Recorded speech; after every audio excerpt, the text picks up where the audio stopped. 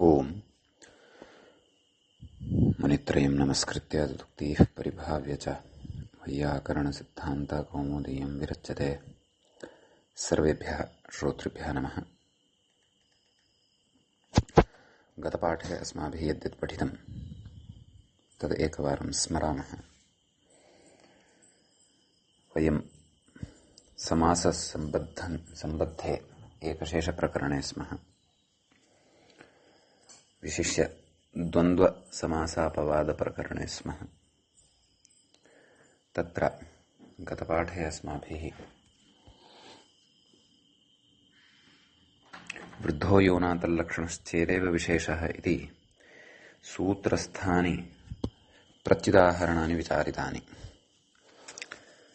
तत्र वृद्धशब्दस्य प्रयोजनं यूना इति पदस्य प्रयोजनं तल्लक्षणः इति किमर्थमुच्यते, कृत्सनम् इति अर्थः यः आयातः सः अर्थः कुतः क्रियते, अतः सर्वस्यापि सूत्रस्य स्पष्टता अस्माभिः प्राप्ता। ततः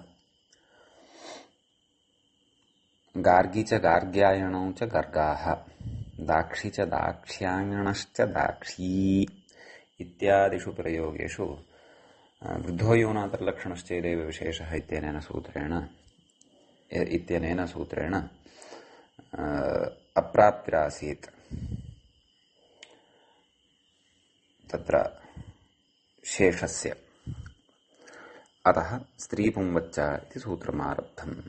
तेन अस्माभिः एतत् सूत्रगता अपि विशेषता काचित् पठिता, उदाहरणानि साधितानि।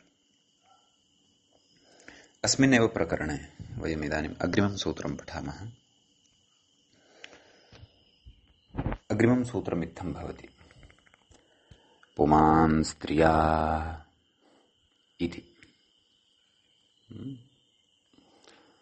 पुमान् स्त्रिया इत्यत्र पुमान् इति प्रथमाविभक्तेः एकवचनम् अस्ति। स्त्रिया इति तृतीयाविभक्तेः एकवचनम् अस्ति। तल्लक्षणश्चेदेव विशेषः इति अनुवर्तते। स्वरूपाणाम् एकशेष एकविभक्तो इत्यतः शेषः इति अनुवर्तते।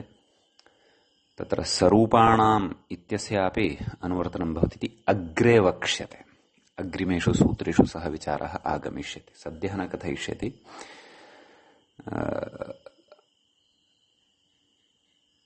अग्रे कथयिष्यति।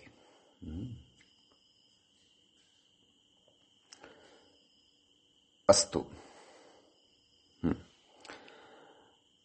तस्य स्वरूपाणाम् एकशेषविभक्तो इत्यतः स्वरूपाणाम् इत्यस्य अनुवृत्तिः भवति वा न वा इत्यत्र विचारः करिष्यते, अग्रे करिष्यते इत्यर्थः।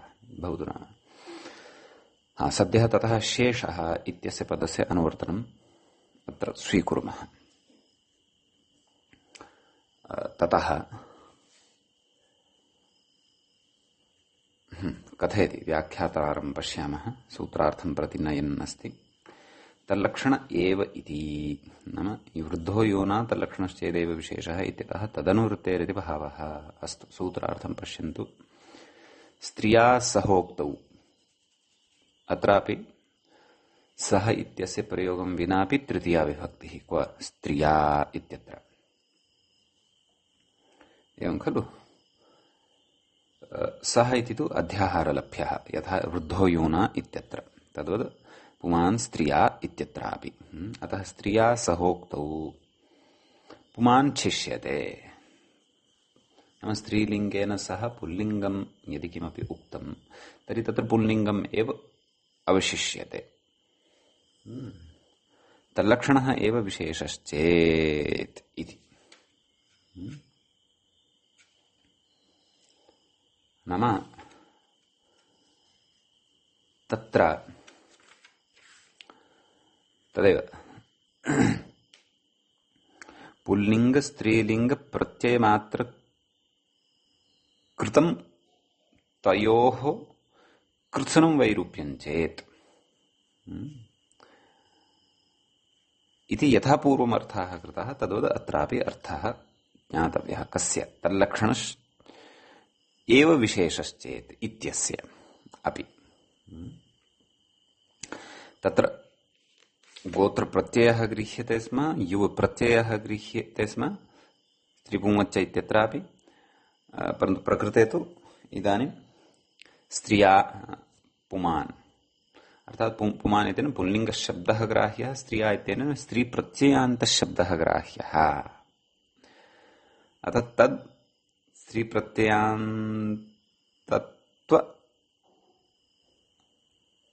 स्त्रीप्रत्ययान्तभेदः यः वर्तते तस्मिन् भेदे गम्यमाने इति अर्थः अत्र अस्माभिः ज्ञातव्यः। कस्य तल्लक्षण एव विशेषश्चेत् इत्यस्य।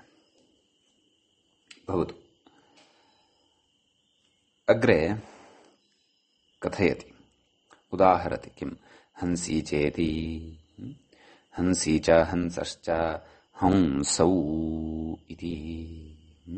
अत्र हंसी इति स्त्री वर्तते, अर्थात् स्त्रीलिङ्गस्थः शब्दः वर्तते। हंसः इत्यत्र हंस इति पुंलिङ्गस्थः शब्दः वर्तते। अतः उभयोः एकः एव अवशिष्यते, पुमान् एव अवशिष्यते, हंस इत्येव अवशिष्यते। हंसी इति निवर्तते, अतः हंसौ इत्येव तत्र लभ्यते।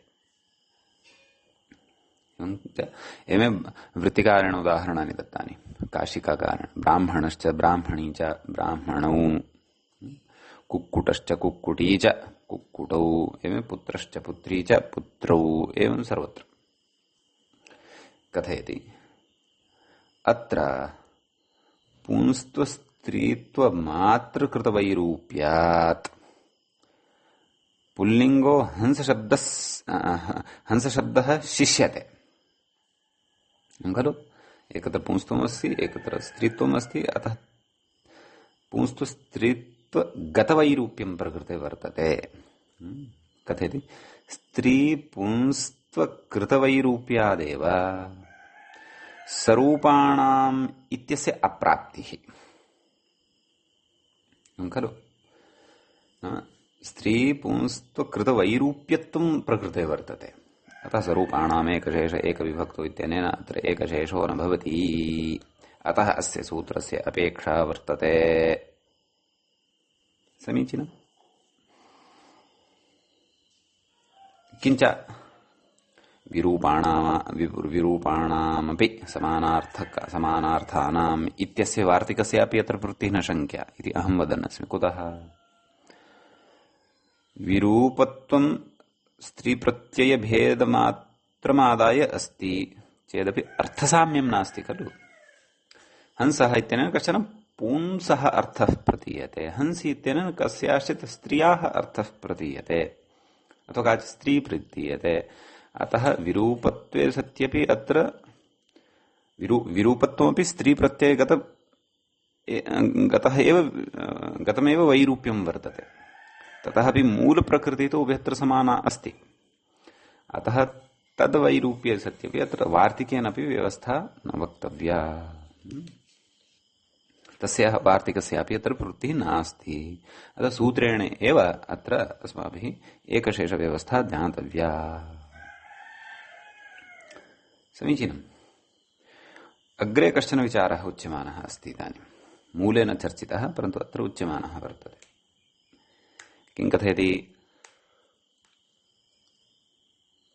मातृमातरौ इत्यत्र जननिवाचक परिच्छेतृवाचक मातृशब्दयोस्तु नायमेकशेषः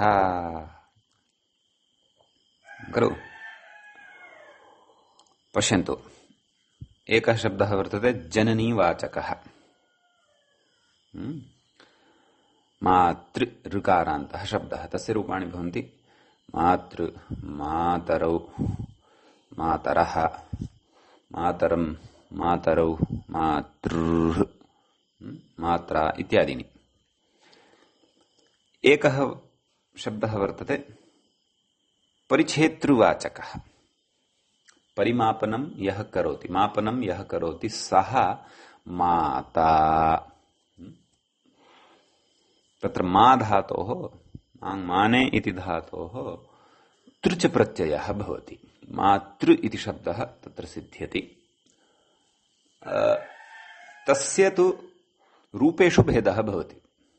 अत्र स्त्रीलिङ्गे मातृशब्दस्य तु मातृमातरौ मातरः एवं रीत्या रूपाणि भवन्ति खलु, स्त्रीलिङ्गे च भवन्ति खलु। जननीवाचकस्य मातृशब्दस्य च नित्यस्त्रीलिङ्गे एव रूपाणि भवन्ति खलु।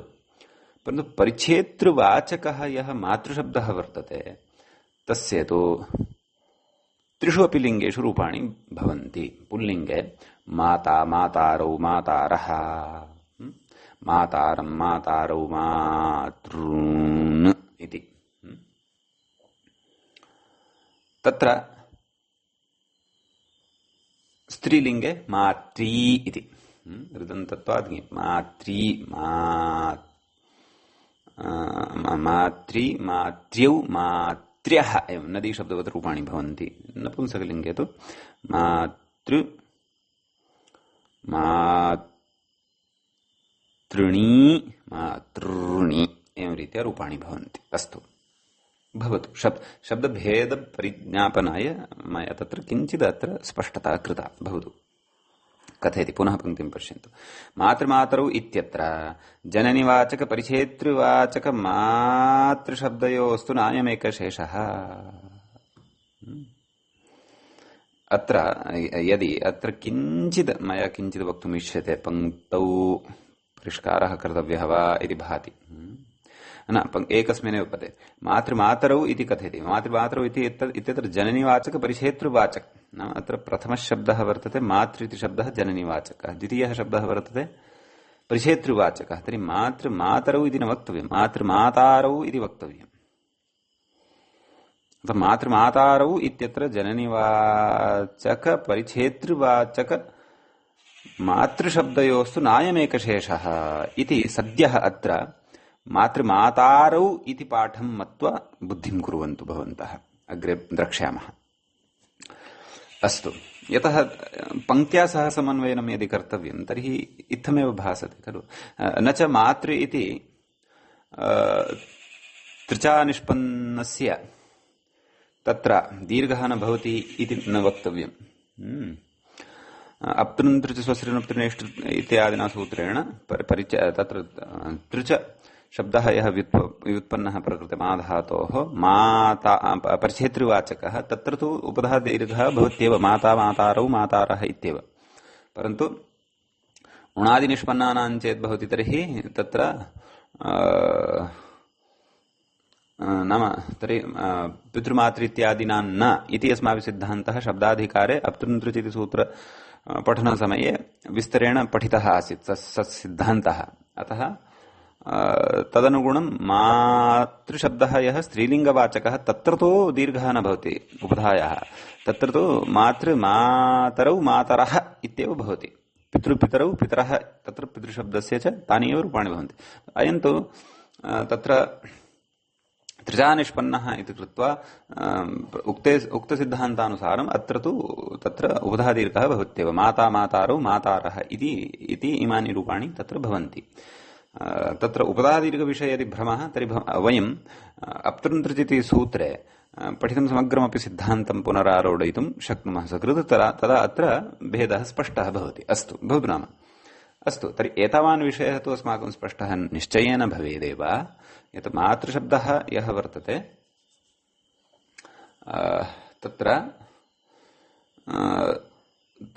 तत्र मूलप्रकृतिः समाना वर्तते, परन्तु विभक्तिगतः भेदः अग्रे वर्तते, द्विवचने बहुवचने च इति रूपभेदः विभक्तौ लभ्यते इति। अतः कथयति जननीवाचक परिच्छेतृवाचक मातृशब्दयोस्तु नायमेकशेषः, नाम अत्र एकशेषो न भवति। तर्हि तत्र पश्यन्तु, माता च प्रथमा विभक्तेः एकवचने एवमेव विग्रहः कर्तव्यः खलु। तर्हि तत्र मूलप्रकृतिः तु समाना वर्तते, मातृ इति। अपि च एका वर्तते स्त्रीलिङ्गे माता, अपरः वर्तते पुल्लिङ्गे माता। स्त्रीलिङ्गे वर्तते या माता सा जननी, अपरः वर्तते पुल्लिङ्गे यः माता सः परिमापकः कश्चन। प्रच्छेत्रिवाचकः खलु सः शब्दः इति। अत्र तु एकशेषो न भवति इति कथयति अग्रे। कुतः न भवति तत् प्रतिपादयति। एकविभक्तौ स्वरूपाणामित्यनुवर्त्य खलु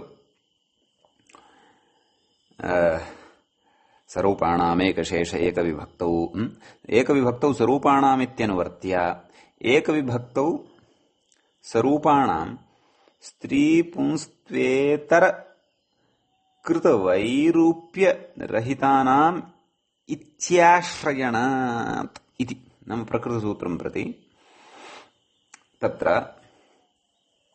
नाम सः सिद्धान्तः अपि आगच्छति। नाम एकविभक्तौ स्वरूपाणामेव एकशेषः इति। अतः तत्र किं प्रतिपाद्यते नाम एकविभक्तौ नाम समानायामेव विभक्तौ स्वरूपाणामित्यनुवृत्त्य तस्य अनुवृत्तिः भवति। एकविभक्तौ स्वरूपाणां स्त्रीत्वपुंस्त्वेतरकृत वैरूप्यरहितानाम् इत्याश्रयणात् इति। नाम स्त्रीत्वं वर्तते अपि च पुंस्त्वं यद् वर्तते तदितर कृतवैरूप्यरहितानाम् इति तत्र आश्रयणात् नाम तद् इतर वैरूप्यं यद् वर्तते तद् वैरूप्यरहितानाम् एव तत्र एकशेषः वक्तव्यः इति कथयति। अत्र कथयति अत्र तर्हि अग्रे कथयति वैरूप्यराहित्यं कुतः नास्ति वैरूप्यं कुतः अस्ति तदग्रे कथयति। इह च मातरौ इत्यत्र अप्तृन्द्रचिति दीर्घ तदभावाभ्यां नाम द्विवचने तत्र अप्तृन्द्रचित्यनेन एकत्र तु दीर्घः भवति नाम परिच्छेद्यवाचकः यः शब्दः वर्तते तत्र तु दीर्घः भवति मातारौ इति भवति। अग्रे कथयति तदभावाभ्याम् अपरत्र मातृशब्दः यः वर्तते स्त्रीलिङ्गवाचकः तेन प्रकृते दीर्घः न भवति मातरौ इत्येव भवति द्विवचने। तदभावाभ्याम् अपि वैरूप्यात् अतः वैरूप्यं भवति इति। समीचीनम्। यत्र तु अस्माभिः स्वरूपाणाम् एकशेष एकविभक्तौ इत्यत्र द्विवचने रामश्च रामश्च रामौ इति खलु साध्यते। तत्र तु यस्य एकशेषः भवति यस्य कस्यापि एकशेषः भवति तस्य प्रथमविभक्तेः द्विवचने रामौ इत्येव प्रयोगः। चिन्तयन्तु प्रथमस्य अवशेषः कृतः रामौ इत्येव तस्य द्विवचने भवति। अपरः यः एकशेषः वर्तते अपरः यः रामशब्दः वर्तते चिन्तयन्तु अत्र तेन विचारम् इतोपि सरलतया बोधयन्नस्मि। राम राम रामौ इति तत्र एकशेषः खलु क्रियते। तर्हि चिन्तयन्तु अस्माभिः स्वीकृतयोः द्वयोः प्रातिपदिकयोः तत्र अथवा उत्पन्नयोः द्वयोः प्रातिपदिकयोः प्रथमं यद् प्रातिपदिकं वर्तते राम इति तम् अवशेषयामः। तस्य अपरश्च रामशब्दः गच्छति एकशेषवशात्। तर्हि तस्य प्रथमाविभक्ते द्विवचने रामौ इति प्रयोगः भवति। समीचीनम्। अथवा द्वितीयम् अवशेषयामः प्रथमः तु गच्छति तस्य अपि प्रथमाविभक्तेः द्विवचने तत्र रामौ इत्येव प्रयोगः भवति। रूपभेदः नायाति। अत्र तथा नास्ति। अत्र तु माता च इत्यत्र एकशेषे कृते सति कस्य नाम स्त्रीवाचकः एकशेषः यदि कृतः पुंवाचकः यदि एकशेषः कृतः तर्हि तस्य प्रथमाविभक्तेः द्विवचने तत्र मातारौ इति भेदः भवति। स्त्रीलिङ्गस्य तु स्त्रीलिङ्गः यः मातृशब्दः वर्तते तस्य तु प्रथमाविभक्तेः द्विवचने मातरौ इति प्रयोगः भवति। नाम तस्य यद्यपि एकशेषः न भवति परन्तु तस्य स्वातन्त्र्येण यदा रूपाणि भवन्ति तदा तेषु रूपेषु रूपभेदः भवति इति। समीचीनम्। अतः कथयति इह माता इति नाम इह च मातरौ इत्यत्र अप्तृन्द्रचिति दीर्घ तदभावाभ्यां नाम दीर्घस्य तदभावाभ्यां नाम दीर्घस्य अभावात् अभावेन च इत्यर्थः। दीर्घ तदभावाभ्याम् अपि वैरूप्यात् इति नाम वैरूप्यं प्रकृते भवति। वैरूप्यं भवति इति कृत्वा एव प्रकृते अस्माभिः एकशेषः कर्तुं न शक्यते। नाम अभिप्रायः कः आहत्य नाम मूल प्रकृतिगतसारूप्यमेव अत्र नावलोक्यते तस्य अन्यासु विभक्तिषु अपि सारूप्यं किम् अस्ति वा तदपि द्रष्टव्यम्। तर्हि प्रकृते मूलप्रकृति उभयत्र यद्यपि समाना वर्तते, मातृ इति, परन्तु सर्वासु अपि विभक्तिषु सर्वेषु वचनेषु सारूप्यं नास्ति, प्रत्ययगत वैरूप्यं प्रकृते भवति। प्रत्ययद्वारा उत्पादितं वैरूप्यं तत्र भवति उपदादीर्घादीनाम्। अतः प्रकृते अयम् एकशेषः पुमान् स्त्रिया इत्यनेन भवितुं नार्हति।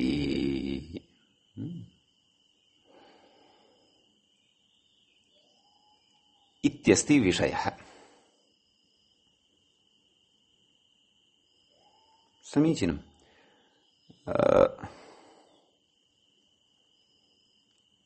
एवं तर्हि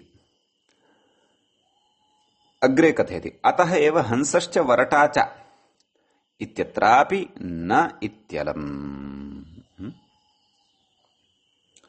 नाम हंसश्च वरटा च, हंसशब्दः पक्षिविशेषः, वरटा इति शब्दः अपि, वरटा इति शब्दः यः वर्तते सः, तस्य शब्दः हंसार्थ, तस्य अर्थः हंसार्थः एव, परन्तु स्त्रीलिङ्गे खलु।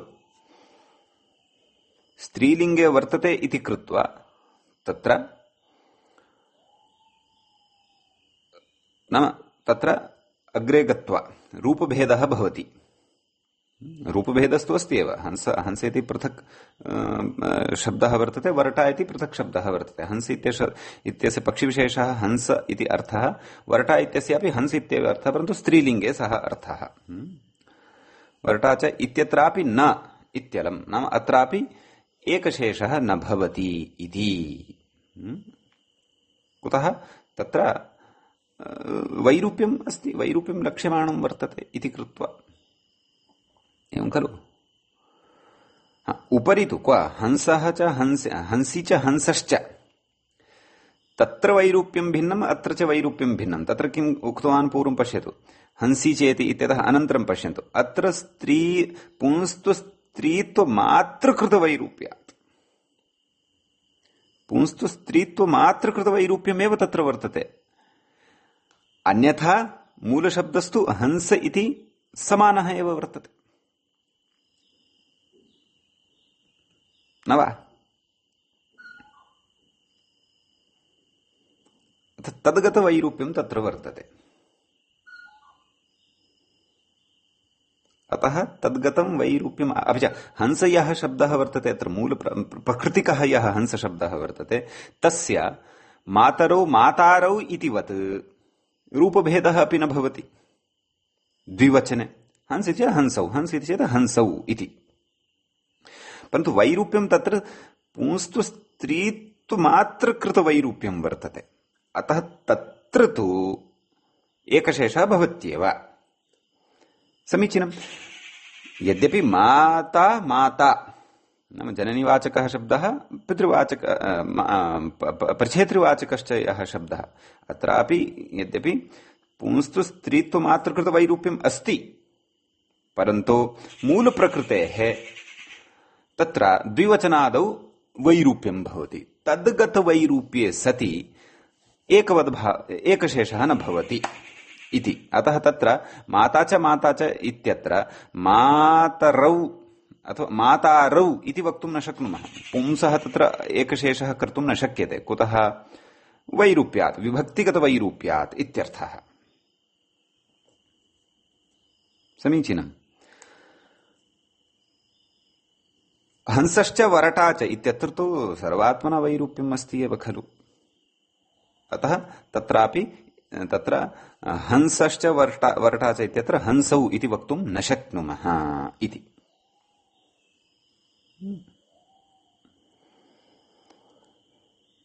किञ्च हंसश्च वरटा च इत्यत्र वार्तिकस्यापि प्रवृत्तिः न शङ्कनीया। किं? विरूपाणामपि समानार्थकानां। कुतः? वरटा इत्यत्र स्त्यर्थाधिक्यं वर्तते, स्त्रीलिङ्गार्थाधिक्यं वर्तते। अतः समानार्थत्वं तयोः पूर्णतया नास्ति।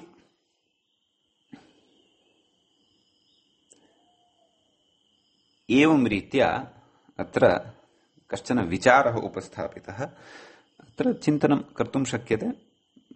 भ्रमाय यदि विषयः वर्तते भवति तर्हि पुनः पुनः पठनीयं, पुनः पठित्वा पुनः समन्वयनाय तत्र यत्नः विधेयः इति। समीचीनम् इति कश्चन विचारः अत्र व्याख्यात्रा उपस्थापितः। अस्माकं बुद्धिवैशद्याय निश्चयेन विचारणीयः, तत्र प्रयोजनं भवति। भवतु नाम तर्हि इति एतावता अस्माभिः सूत्रं दृष्टं पुमांस्त्रिया इति। अग्रिमं सूत्रम् इदानीं वयं प्रविशन्तः स्मः। अग्रिमं सूत्रं भवतीत्थं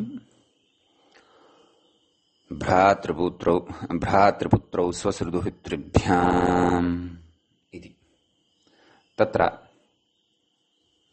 भ्रातृपुत्रौ प्रथमा विभक्तेः द्विवचनं भवति, भ्राता च पुत्रश्च। भ्रातृपुत्रौ द्वितीयं पदं भवति स्वसृदुहितृभ्याम्, स्वसा च दुहिता च, स्वसृदुहितरौ ताभ्याम् स्वसृदुहितृभ्याम् इतरेतरयोगद्वन्द्वः। समीचीनम्। अपि च प्रकृते आनङ्कृतो द्वन्द्वे इत्यनेन आनङ्कुतः नोक्तः।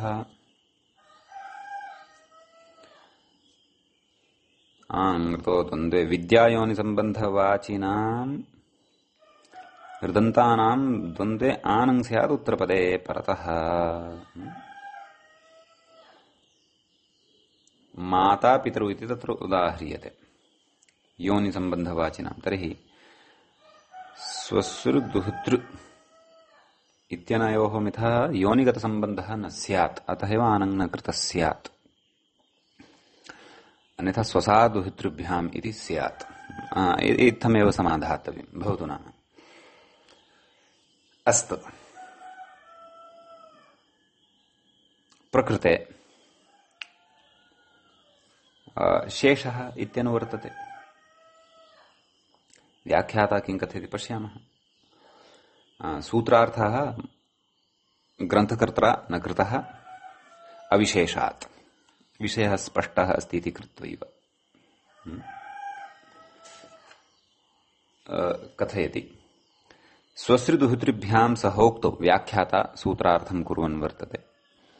स्वसृदुहितृभ्यां सहोक्तौ क्रमात् भ्रातृपुत्रौ शिष्येते इति।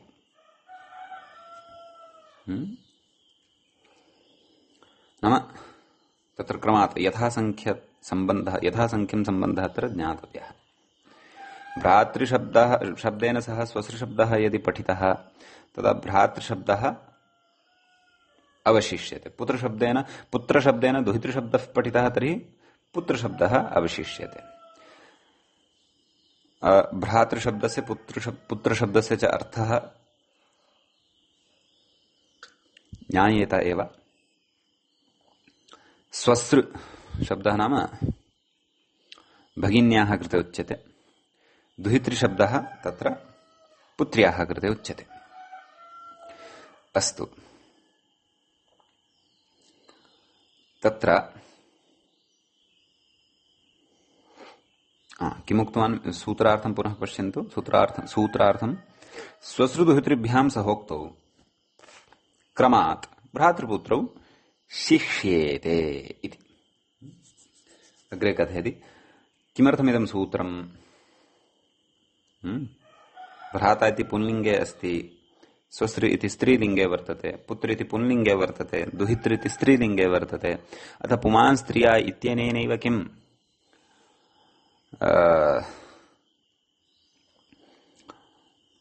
एकशेषः वक्तुं न शक्यः इत्येतत् कथयति अग्रे व्याख्याता। स्वरूपतोऽपि वैरूप्याद् अप्राप्तौ वचनम्। नाम स्वरूपतः अपि वैरूप्ये सति तत्र एकवद्भावः भवतु। स्वरूपतः अपि वैरूप्ये सति तत्र एकशेषः नैव प्राप्यमाणः आसीत्।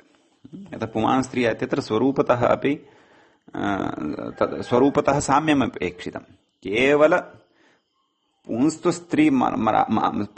स्त्री मातृकृत वैरूप्यमेव तत्र अपेक्षितम्। अन्यत्तु शब्दस्य मूल प्रकृतिः तत्र समाना एव अपेक्षिता। तदैव पुमान् स्त्रियः इत्यनेन एकशेषः अथवा शेषः वक्तुं शक्यते। प्रकृते तु भ्रातृशब्दस्य रूपमेव भिन्नं, प्रकृत्याः अपि रूपं भिन्नं, स्वश्री इत्यस्य रूपमेव भिन्नम्। एवं पुत्रदुहितृ इत्यनयोः अपि रूपं सर्वथा भिन्नम्। अतः अत्र तु पूर्वं पठिता या एकशेषव्यवस्था तेन शेषः न प्राप्यते इति। अतः इदं सूत्रम् आरब्धं वर्तते इति। तर्हि तद् भ्राता च स्वसा च चार्थे द्वन्द्वः समासः प्रातिसंज्ञा सुबलुक् भ्रातृस्वसृ द्वन्द्वापवादः भ्रातृपुत्रौ स्वसृदुहितृभ्याम् इत्यनेन शेषः भवति। कः? भ्रातृ इति शब्दः। अतः द्विवचने तत्र औ प्रत्यये सति भ्रातरौ इति भवति। यशिष्यते सः लुप्यमानार्थः विधायी। लुप्तः कः? स्वसृशब्दः। यः शिष्टः तेन तस्यापि अर्थः अत्र उपस्थितः भवति इति कृत्वा द्विवचनस्थः एव प्रत्ययः प्रकृते आगच्छति। अतः भ्रातरौ इत्येव उच्यते। भ्राता अथवा भ्रातरः इति तु न उच्यते। एवमेव दुहितृभ्यां पुत्रश्च दुहिता च, तत्रापि पूर्वदेव समासः। पुत्र दुहितृ अनयोः मध्ये पुत्र इति शब्दः एव अवशिष्यते। अतः तत्र द्विवचने औ प्रत्यये सति पुत्रौ इति रूपं भवति इत्यर्थः। समीचीनम्। इति एतावान् एव विशेषः अस्मिन् सूत्रे वर्तते।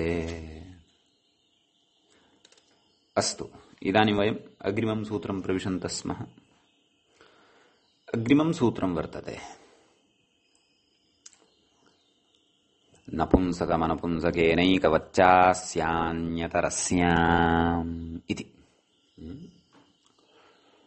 प्रथमं पदं भवति नपुंसकम्, द्वितीयं पदं भवति अनपुंसकेन, तृतीयं पदं भवति एकवत्। प्रथमं पदं किं भवति? नपुंसकं, प्रथमविभक्तेः एकवचनमस्ति। अनपुंसकेन इत्यत्र तृतीयाविभक्तेः एकवचनम् अस्ति। एकवत् इति अव्ययपदम् अस्ति। च इत्यपि अव्ययपदम् अस्ति। एकवत् इति कुतः अव्ययं? वति प्रत्ययान्तत्वं वर्तते, अतः कृत्वा। च इत्यपि अव्ययम्। अस्य इति षष्ठीविभक्तेः एकवचनं। च अनन्तरं किं पदं वर्तते? अस्य इति। तत्र मूलशब्दः कः भवति? इदं। तस्य षष्ठीविभक्तेः एकवचने अस्य इति भवति। अस्य अन्यतरस्याम्, अन्यतरस्याम् इति अव्ययं वर्तते।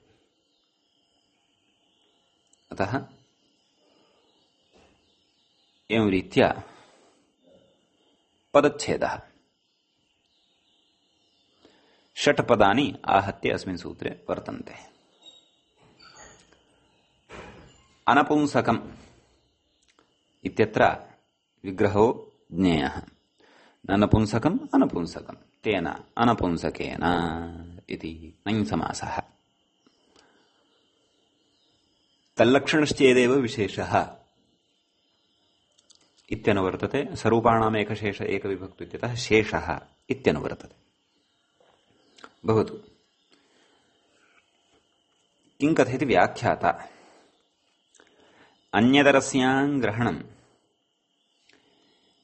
एकवत् इत्यनेन एव अन्वेति। किमुक्तं सूत्रे? सूत्रं कथमुक्तं? नपुंसकमनपुंसकेनैकवत् नपुंसकमनपुंसकेनैकवच्चास्यान्यतरस्याम् एकवत् च अस्य अन्यतरस्याम्। कुतः कथयति? आनन्तर्यात् इति। आनन्तर्यं नाम सामीप्यं, सामीप्यात्। अतः अन्यतरस्याम् इति एकवत् इत्यनेन सह एव संबध्यते। अतः एकवद्भावः अन्यतरस्यां भविष्यति नाम विकल्पेन भविष्यति। अन्यत्र अन्यतरस्याम् इत्यस्य सम्बन्धो नास्ति। कथयति न त्वेकशेषेण एकशेषेण न संबध्यते किम् अन्यतरस्याम् इति विकल्प द्योतकं पदं प्रकृते एकवत् इत्यनेन एव संबध्यते इत्यर्थः। अतः किमाह तच्चेति। अस्तु, सूत्रम् आरम्भात् पठामः। अक्लीबेन सहोक्तौ क्लीबं शिष्यते। नपुंसकम् इति उक्तं खलु, नपुंसकं नाम क्लीबम् इत्यर्थः। तर्हि नपुंसकम् इति ग्रहणे कृते सति नपुंसकस्य एकशेषः कर्तव्यः इति उक्ते सति आक्षेपात् अनपुंसकस्य लाभः भवति। आक्षेपात् अनपुंसकलिङ्गम् अत्र लभ्यते। अतः सूत्रार्थः कृतः अक्लीबेन सहोक्तौ क्लीबं शिष्यते इति। अतः तत्र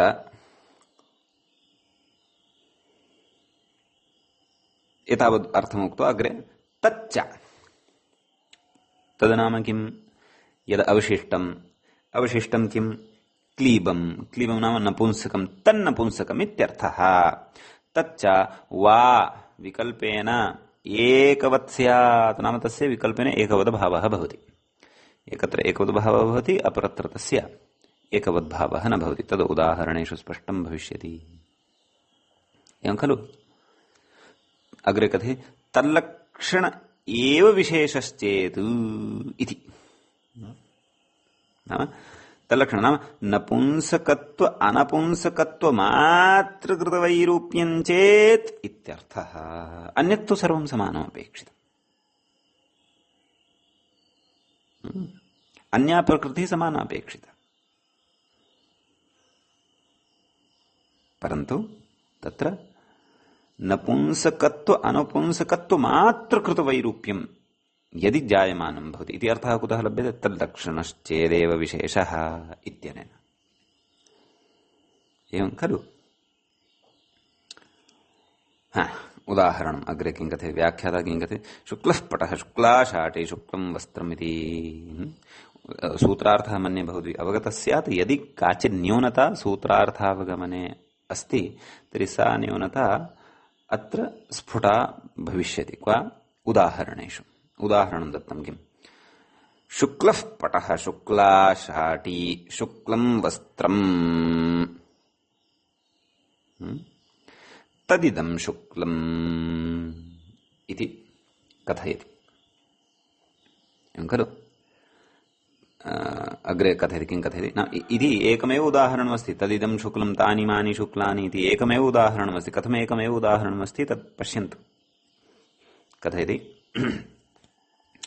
पटशब्दसमव्याहारात् शुक्लशब्दः पुल्लिङ्गः। क्वा? शुक्लः पटः इत्यत्र पटशब्दसमव्याहारात् नाम पटशब्दस्य समव्याहारद्वारा नाम पटशब्दस्य विशेषरूपस्य तत्र प्रयोगद्वारा शुक्लशब्दः तत्र पुल्लिङ्गे अस्ति। अग्रे किमुक्तं? शुक्लाशाटी इत्युक्तं खलु मूले। तद्विषये कथयति। किं कथयति? शाटिशब्दसमव्याहारात् स्त्रीलिङ्गः स एव शुक्लशब्दः।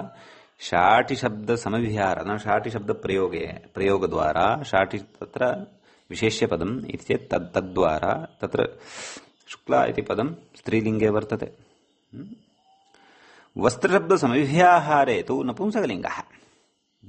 वस्त्रशब्दसमव्याहारे तत्र शुक्लम् इति नपुंसकलिङ्गे प्रयुज्यमानं वर्तते।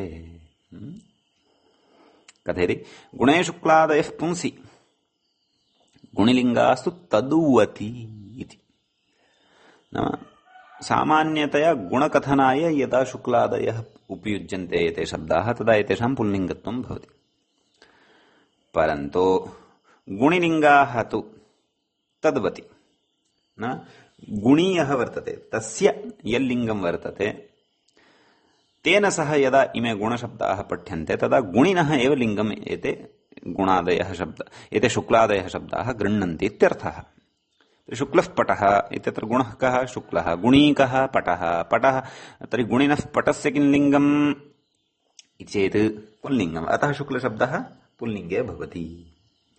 एवं शुक्लाशाठी एवमेव शुक्लाशाठी शुक्लं वस्त्रम् इत्यादिषु अपि तत्र शाठी इति गुणिनः अनुसारमेव स्त्रीलिङ्गम्, वस्त्रमित्यत्रापि गुणिनः अनुसारमेव नपुंसकलिङ्गम् इत्यर्थः। इत्यमरोक्तेरिति भावः इति नाम इति अमरकोशे सा व्यवस्था उक्ता वर्तते। अमरकोशेऽपि व्यवस्था वाङ्मयस्थ शब्दव्यवहारं दृष्ट्वा एव कृता वर्तते। व्यवहारः आदौ अनुशासनमनन्तरं भवतु।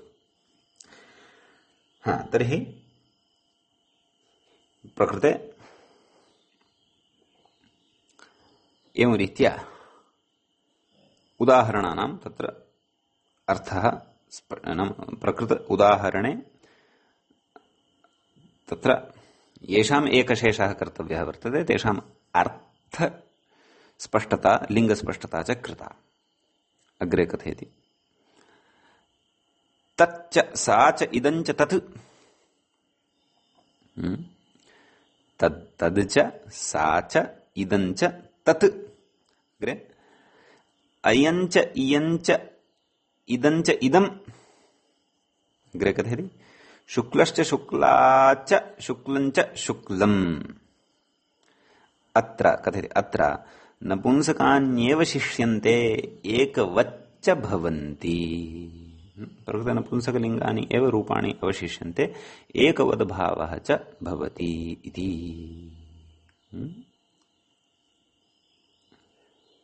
तत्र गुणवाचकस्य शब्दस्य लिङ्गस्फोरणाय पटशब्दः शाटिशब्दः वस्त्रशब्दश्च तत्र उक्तः एवं खलु। तत्र पटशाटि वस्त्र इति एतेषां तु एकशेषः भवितुं नार्हति। कुतः? वैरूप्यात्। तत्र वैरूप्यं केवलं किङ्गतमपेक्षितं किं कृतमपेक्षितमिति चेत् नपुंसकत्व अनपुंसकत्वमात्रकृतवैरूप्यमेव अपेक्षितम्। अतः एकशेषः कस्य उच्यमानः अस्ति तत् पश्यन्तु। पटः शाटी वस्त्रम् इत्यादीनां कृते यद् विशेषणं प्रदत्तं वर्तते शुक्लशब्दमादाय एवं खलु। तत्र नपुंसकत्व अनुपुंसकत्वमात्रकृतवैरूप्यं वर्तते, अन्यत् सर्वं समानं वर्तते खलु। अपि च एतेन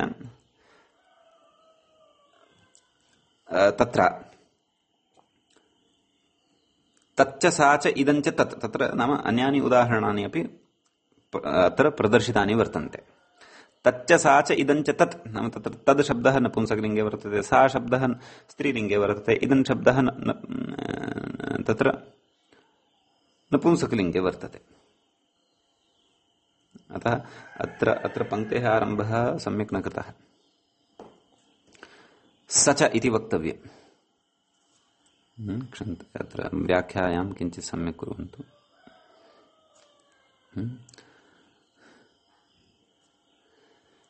स च अथवा सः च सा च इदञ्च अनयोः एकशेषः भवति तद् इत्येव। अपि च एतेषाम् अनयोः न एतेषाम् अयञ्च इयञ्च इदञ्च इत्येतस्य एकशेषः भवति इदम् इत्येव।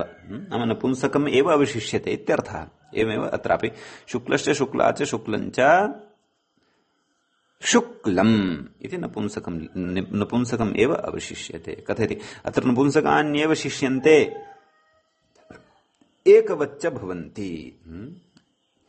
एकवद्भावः च अत्र प्रकृते भवति एवं खलु। पूर्वं यद् उक्तं खलु गतपङ्क्तौ तत् सः च सा च इदञ्च, तत्र तच्छब्दः तच्छब्देन पटः शाटी अपि च वस्त्रम् एते क्रमशः विवक्षिताः। नाम पटः शाटी वस्त्रम् इति तु उदाहरणे केवलं लिङ्गभेदज्ञापनाय उक्तं तावदेव। यद्यपि पटः शाटी वस्त्रम् इति एतेषाम् एकशेषः नास्ति। एकशेषस्तु वर्तते शुक्लः शुक्ला शुक्लम् इति। अतः तत्र पटस्य कृते पटः शाटी वस्त्रम् इति एतेषां कृते तच्छब्देन व्यवहारः अत्र क्रियमाणः वर्तते। केन? व्याख्यात्रा नाम सः शुक्लः, सः कः? सः पटः इति। सा शाटी, सा का? सा शुक्ला, सा का? सा शाटी। एवमेव तत् शुक्लम्, तत् किं? तद् वस्त्रम् इत्यर्थः। अतः तत्र वस्तुतः तच्छब्देन शुक्लः सः, शुक्ला सा, शुक्लं तत् इति अस्माभिः तच्छब्देन तत्र पटशाटिवस्त्रादिनां ग्रहणं कर्तव्यम् इति खलु। अतः तच्च सा च इदञ्च इति उक्ते सति सर्वत्रापि तच्छब्दस्तु समानः, लिङ्गभेदः अस्ति। तर्हि एकशेषः कस्य भवतु इत्येत् नपुंसकलिङ्गे नपुंसकस्य एव तत्र एकशेषः भवति। सा इति स्त्रीलिङ्गं निवर्तते, सः इति पुल्लिङ्गं निवर्तते, तत् इत्येव अवशिष्यते खलु।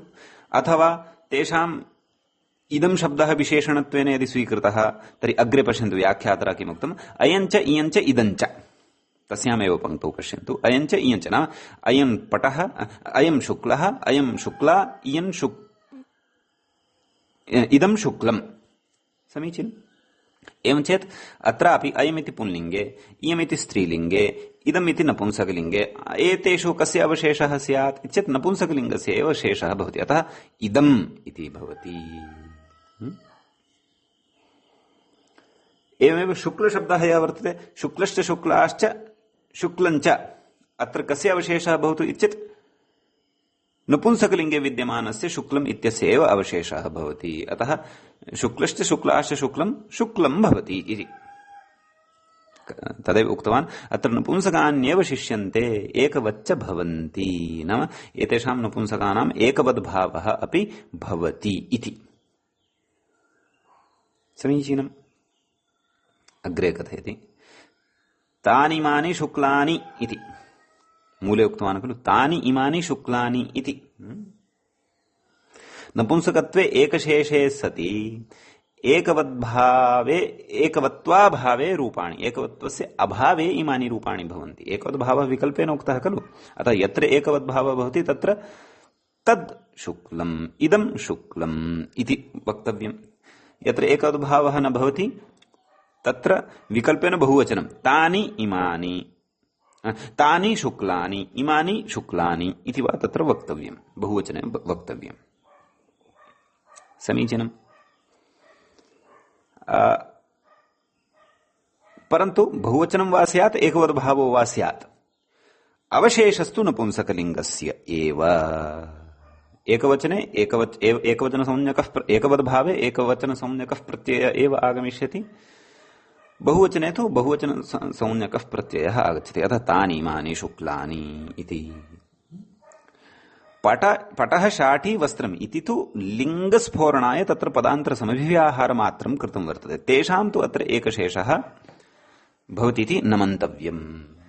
अस्माकं विचारः अत्र सः शुक्लः अथवा अयं शुक्लः, सा शुक्ला, इयं शुक्ला, तत् शुक्लम्, इदं शुक्लम् इति एतेषु शब्देषु एव एकशेषविचारः अत्र वर्तते। कुतः? नपुंसकत्व अनपुंसकत्व मातृकृतवैरूप्ये सत्येव अयं तत्र शेषः खलु। प्रकृतिगतवैरूप्ये सति तु अयं शेषः न इति खलु इति।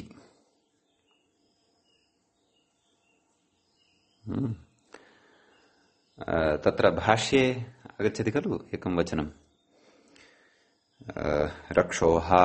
रक्षोहागम लघ्वसन्देहाः प्रयोजनम् इति।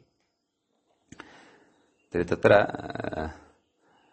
रक्षा प्रयोजनी, रक्षा ऊहा रक्षोः उहा प्रयोजनी, रक्षोहागम आगमः प्रयोजनः, रक्षोहागम लघु प्रयोजनम्, असन्देहः प्रयोजनः इति। अतः प्रयोजनी च प्रयोजनी च प्रयोजनी च रक्षोहागम प्रयोजनश्च, प्रयोजनी च प्रयोजनी च प्रयोजनश्च प्रयोजनञ्च प्रयोजनश्च इति एतेषु नपुंसकस्य एव शेषः भवति।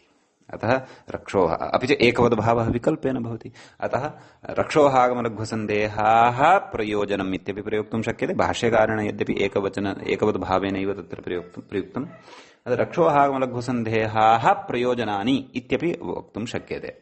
शेषस्तु नपुंसकस्य एव भविष्यति। अपि च समानप्रकृतिकस्य एव भविष्यति।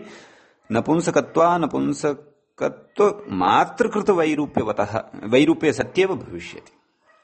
अतः रक्षोहागमलघ्वसन्देहाः इत्येते तेषां तु तत्र प्रकृतिगतवैरूप्यम् अस्ति इति कृत्वा तेषु तु नपुंसकलिङ्गं लघु इति नावशिष्यते। अतः तदपि अत्र आदाय वयम् इतोपि विषयस्य स्पष्टतां कर्तुं शक्नुमः। भवतु तर्हि अत्रापि यदि एतेषामपि यदि ग्रहणं क्रियते, केषां पटशाटि वस्त्रम् इत्येतेषां, तर्हि भाष्य उदाहरणवत् अत्रापि वक्तुं शक्यते तथा। किं पश्यन्तु, पटशाटि वस्त्राणि अथवा शाटि शब्दस्य कस्यापि पूर्वनिपातः स्वीकर्तुं शक्यते। बहु महती व्यवस्था पूर्वं पठिता अस्ति अस्माभिः, अभ्यहृतं च इत्यादि इत्यादि सर्वम्। अस्तु, पटशाटि वस्त्राणि अथवा पटशब्दम् अन्ते स्वीकुर्वन्ति यदि तथापि वक्तुं शक्नुमः। शाटिपट वस्त्राणि इति वा, अथवा शाटिवस्त्रपटाः शुक्लम् इति वक्तुं शक्नुमः। अथवा शाटिवस्त्रपटाः शुक्लानि, विकल्पेन एकवद्भावः भविष्यति। एवं रीत्या व्यवस्था ज्ञातव्या।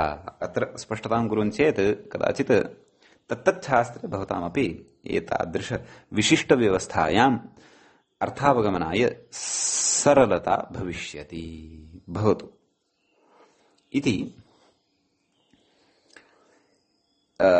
तत्र सूत्रस्थ व्यवस्थाम् उक्त्वा अन्यः कश्चन विचारः अत्र व्याख्यात्रा उपस्थापना एतत् सम्बद्धः एव, परन्तु किञ्चित् अतिरिक्तं विचारम् अपि अत्र कथयन्नस्ति व्याख्याता। किं कथयति पश्यन्तु, अग्रे पश्यामः। न च इतरेतरयोगविवक्षायां द्विबहुवचनान्तयोः समाहारद्वन्द्वविवक्षायाम् एकवचनस्य च सिद्धत्वात् एकवदिति व्यर्थम् इति वाच्यम् इति। नाम उपरि या व्यवस्था अस्माभिः दृष्टा, उदाहरणं यद् दृष्टं तद् बहुवचनान्ततया एव दृष्टं, यद्यपि द्विवचनान्ततया अपि कर्तुं शक्यते। यथा शुक्लः पटः शुक्लं वस्त्रम्, शुक्लः शुक्लम्, शुक्लश्च शुक्लञ्च, शुक्लम् अथवा शुक्ले, एकवद्भावपक्षे शुक्लम्, एकवद्भावाभावपक्षे शुक्ले इति। एवमेव शुक्ला च शुक्लञ्च, शुक्लम् इत्यस्य अवशेषः भवति। एकवद्भावे शुक्लम्, एकवद्भावाभावे शुक्ले इत्येव प्रयोगः। बहुवचने तु शुक्लं शुक्लानि, शुक्लानि इति प्रयोगः भवति। अतः द्विवचनस्थम् अपि प्रयोगम् अत्र अवगच्छन्तु भवन्तः। द्विवचनस्थम् अपि प्रयोगं मनसि कृत्य अग्रिमं विचारम् अत्र शृण्वन्तु। कथयति, आक्षिपति पूर्वपक्षी। किम् नाम पूर्वपक्षिणा यदाक्षिप्यते तन्न वक्तव्यमिति कृत्वा विचारस्य आरम्भः कृतः। किं कथ्यते, न च इतरेतरयोगविवक्षायां द्विबहुवचनान्तयोः समाहारद्वन्द्वविवक्षायाम् एकवचनस्य च सिद्धत्वात् एकवदिति व्यर्थमिति वाच्यम्। नाम सूत्रे एकवद्भावः न कर्तव्यः, विकल्पेन रूपद्वयमेव खलु अपेक्षितं भवतः कृते। तानि मानि शुक्लानि तदिदं शुक्लम्, अतः अथवा ते इमे शुक्ले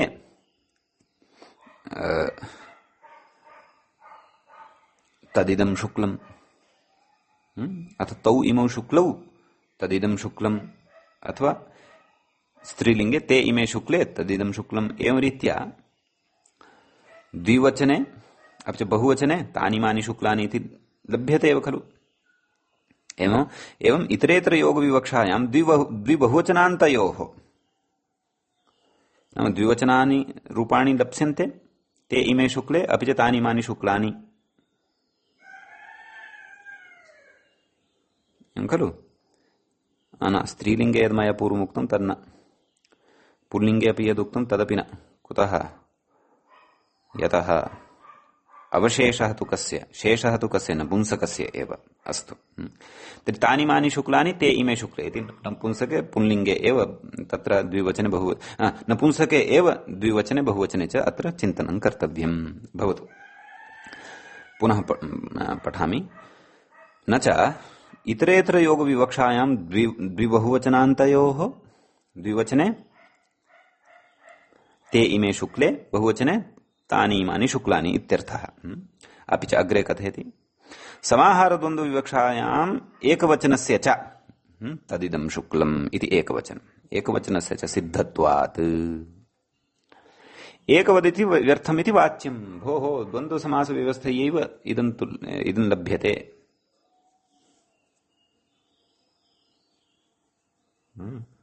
अतः तेनैव सिद्धिः जायते।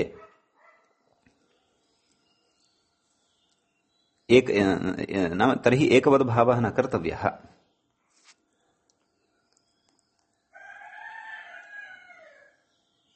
एवं खलु। एकशेषस्तु भविष्यति द्वन्द्वे अपि। एकशेषाय एकशेषं नाक्षिपन्नस्ति, एकवद्भावम् आक्षिपन्नस्ति। यतः एकशेषात् परमेव खलु द्वन्द्वस्य अपवादस्य एकशेषस्य प्रवृत्त्या एव खलु तानि मानि इति वा अथवा तदिदम् इति वा लप्स्यते। तर्हि एकवद्भावः व्यर्थः। कुतः एकवद्भावः कर्तव्यः? द्वन्द्वं करोतु ततः एकशेषं करोतु, लभ्यते खलु। एकवचनमपि लभ्यते, बहुवचनमपि लभ्यते।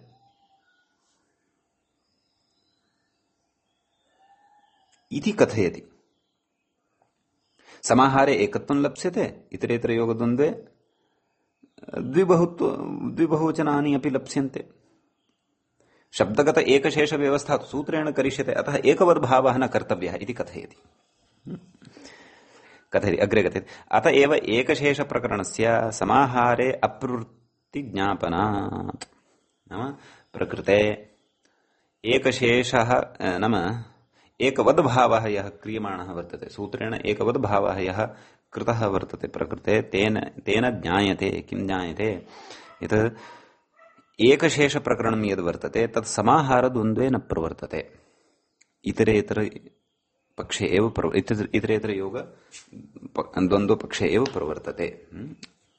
तद् अत्र एकवद्भाव ग्रहणेन ज्ञायते। अन्यथा सत्यं समाहारेणैव सिद्धिः भवति स्म। एवं खलु। तेन तर्हि तस्य कः परिणामः? नाम समाहारे एकशेष प्रकरणं यद् वर्तते तत् समाहारे न प्रवर्तते इत्यादि सिद्धान्तस्य कथनस्य प्रयोजनं किं? तद् कथयति अग्रे। तेन ओदनश्च ओदनञ्च तयोः समाहारे ओदनमिति न भवति। ओदनशब्दः उभयलिङ्गी भवति, नपुंसकलिङ्गे अपि भवति, पुंलिङ्गे अपि भवति, अर्धर्चादिगणे पाठसामर्थ्यात्। ओदनश्च ओदनञ्च तयोः समाहारे ओदनमिति न भवति। ओदनशब्दः ह्यर्धर्चादिः, अर्धर्चादिगणे पठितः। कथयति ओदनश्च ओदनञ्च इति इतरेतर योगद्वन्द्वे अपि ओदनमिति न भवति। इतरेतर योगद्वन्द्वः आश्रितश्चेदपि ओदनं न भवति। कुतः? अनभिधानात्। अभिधानं नास्ति तादृशम्। भिन्नलिङ्गयोः समानार्थकस्य एव तत्र भिन्नलिङ्गस्य समानार्थकस्य एव तत्र ओदन इति शब्दस्य तत्र इतरेतर योगद्वन्द्वे अपि ओदनमिति प्रयोगः न भवति इति। कुतः? तादृशम् अभिधानं नास्ति। कथयति एवञ्च क्वचित् अनभिधानस्य अवश्य आश्रयणीयतया कस्य अनभिधानस्य एवञ्च क्वचित् अनभिधानस्य अवश्य आश्रयणीयतया नाम अनभिधानम् अवश्यम् आश्रयणीयम् द्रष्टव्यमस्य प्रयोगः अस्ति वा न वा इत्यपि द्वन्द्वमात्रस्य एकशेषविषये अनभिधानम् आश्रित्य एकस्य शब्दस्य अनेकार्थत्वं चाश्रित्य एकशेषप्रकरणं भाष्ये प्रत्याख्यातम् इति क्व अनभिधानसन्दर्भे अनभिधानत्वात् तत्र एकशेषस्य अप्रवृत्तिः भवति अथवा प्रवृत्तिः न भवति इति भाष्ये प्रतिपादितम् अस्ति इति कश्चन विचारः उद्ग्रन्थस्थः अत्र उपस्थापितः अस्ति व्याख्यात्रा शेखरग्रन्थस्थः विचारः पुनः पुनः यदि चिन्तनम् अत्र भवन्तः अपि करिष्यन्ति विषयः स्पष्टतां याति अतः अत्र अधिकं न वदामि तथापि भवन्तः जिज्ञासाविशेषं यदि करिष्यन्ति तर्हि विचारस्य अस्य पुनरपि मया स्पष्टता कर्तुं शक्यते भवतु अद्य एतावता एव एतावन्तमेव विषयं पठित्वा अत्र अद्यतनपाठाय अत्रैव अस्माभिः विरामः दीयते अद्यतनपाठस्य अत्र विरामः क्रियते अग्रिमं विषयम् अग्रिमं सूत्रमादाय अग्रिमपाठे उपस्थिताः स्यामः एवञ्च तृतीयः एषः पाठः सम्पन्नः एकशेषप्रकरणस्य अत्रैव मङ्गलम् मुनित्रयं नमस्कृत्य तृतीयः परिभाव्य च वैयाकरणसिद्धान्तकौमुदीयं विरच्यते सर्वेभ्यः श्रोतृभ्यः नमः।